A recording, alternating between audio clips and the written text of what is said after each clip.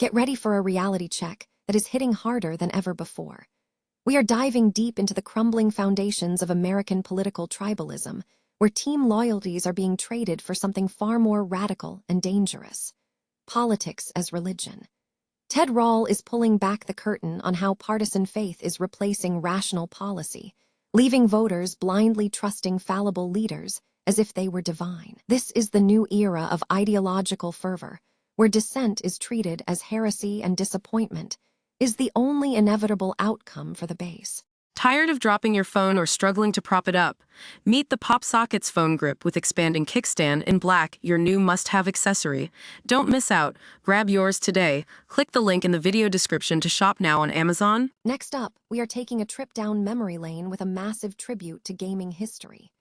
Frédérick Raynal, the legendary creator behind Alone in the Dark, is making an epic return to his roots by resurrecting his 1988 classic, PopCorn, for the Sega Genesis. This project is far more than just a remake. It is a heartfelt homage to a lost friend, complete with an innovative new spinner controller that is set to change the way you experience retro gaming on original hardware and PC alike. The drama is turning up to 11 in the highly anticipated second season of the hit series Beef.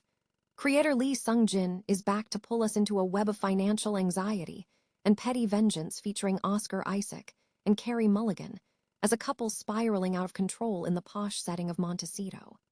From bathroom-inspired pranks on luxury flights to the crushing weight of systemic inequality, this season promises to be a dark, twisted, and deeply human look at what happens when survival instincts turn into warfare.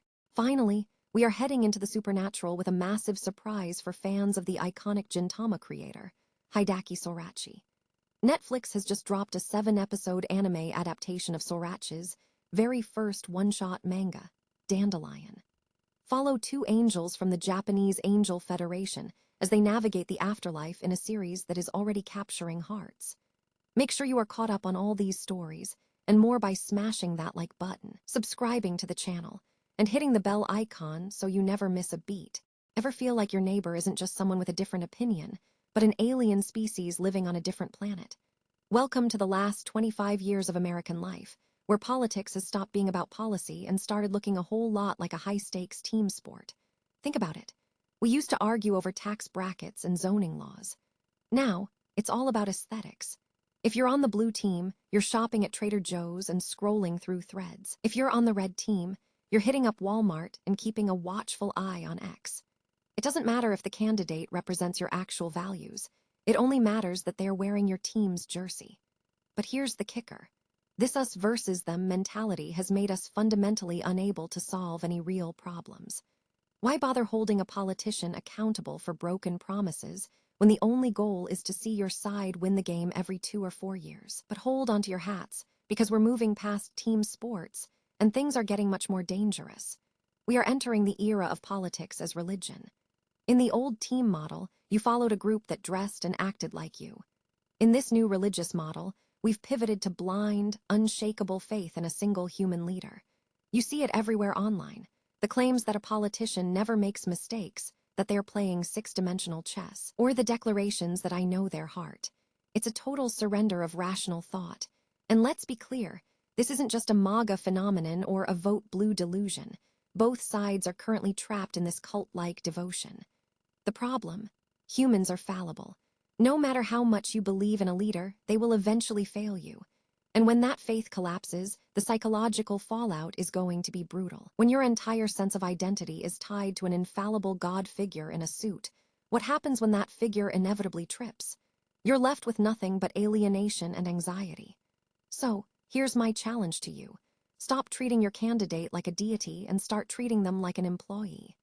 Demand receipts, keep your skepticism high, and remember that real progress happens in the messy middle, not in a house of worship. If we don't stop bowing at the altar of our own political heroes, we're destined to repeat the darkest chapters of history. Are you ready to wake up, or are you still waiting for a savior who never existed? What if I told you that one of the most legendary names in horror and adventure gaming is heading back to the 16-bit era to finish a project born from loss?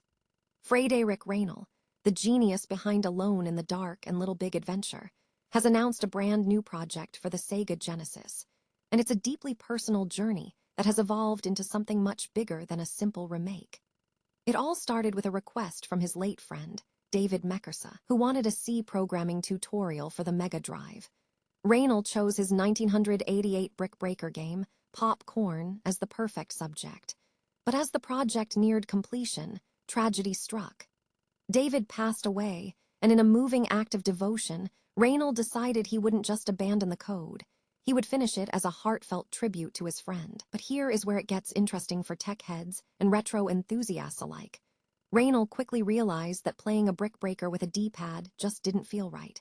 It lacked the precision of an arcade experience. So, he did what any developer with an engineering itch would do. He built his own hardware. Enter the PopCorn Spinner, a custom-designed controller that uses Hall effect sensors for frictionless, infinite, high-resolution rotation. It's an elegant solution that puts those old-school potentiometers to shame. And there is a massive update to this story. Raynal just confirmed that the PopCorn Spinner isn't just limited to the Genesis. Through a soon-to-launch USB adapter, this peripheral will work with your PC. That means you aren't just getting a controller for a single game. You're unlocking a massive library of classic and modern PC titles that play better with a spinner. It even allows you to plug standard 3-button or 6-button Genesis pads into your computer. It's a brilliant bridge between 1988 and 2026. Whether you are looking to relive the magic of the 80s or you just want a premium, custom-built peripheral to experience games the way they were meant to be played, this project is a rare gem in the modern retro scene. Are you going to back the campaign? Or are you holding out for a chance to use that spinner on your favorite PC titles? Let me know in the comments below, and don't forget to hit that subscribe button to keep up with all the latest in the world of retro gaming. Until next time, keep those high scores climbing.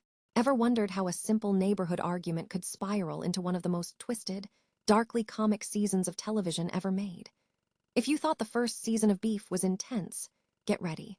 Because creator Lee Sung-jin is back, and he's turned the heat up to a breaking point. This isn't just about road rage anymore. It's a masterclass in how obsession and financial anxiety can turn ordinary lives into absolute chaos. Imagine a high-end Montecito country club as the backdrop, where generational trauma meets raw, unadulterated petty revenge.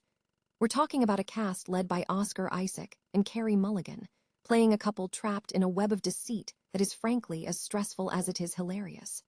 What makes this season stand out? It's the unsettlingly relatable cycle of hedonic adaptation, that feeling where you're constantly chasing a comfort that keeps slipping away. And let's talk about those revenge tactics. Whether it's period blood in a pitcher of orange juice or a nightmare incident on an airplane, the lengths these characters go to are as genius as they are cringeworthy. The creator even admits that filming those scenes had his stars questioning their life choices. But beneath the comedy is a stinging commentary on the death of the American dream, the insanity of our healthcare system, and the crushing weight of modern debt. It's a show that forces you to ask, in a world this broken, can we ever truly break free from our own toxic cycles? This season is a wild, unpredictable ride that proves no matter how much money you have, you're never safe from the human impulse to burn everything down. If you haven't binged it yet, consider this your warning. You're going to want to lock your doors and hide your orange juice. Have you watched it yet? And which revenge plotline made you want to look away from the screen? Drop a comment below and let's talk about that explosive ending. Until next time, stay messy. If you thought the Gintama hype train was slowing down, think again, because 2026 is shaping up to be a legendary year for Hideaki Sorachi fans. We are talking about a franchise that defined a generation of shonen parody, yet even 20 years later, it is still finding fresh ways to dominate our screens. But the real headline today isn't just about Gintoki. It is about a massive surprise project that just dropped on Netflix. Before Sorachi became a household name with his chaotic masterpiece, he penned a one-shot back in 2002 called Dandelion. It was a small, humble start, eventually buried in the first volume of the Gintama manga. Fast forward 24 years, and Netflix has somehow pulled this deep cut out of the archives, turning it into a 7-episode anime series. Now, because the original story was so short, Studio NAZ had to get creative, adding original scenes to flesh out the narrative.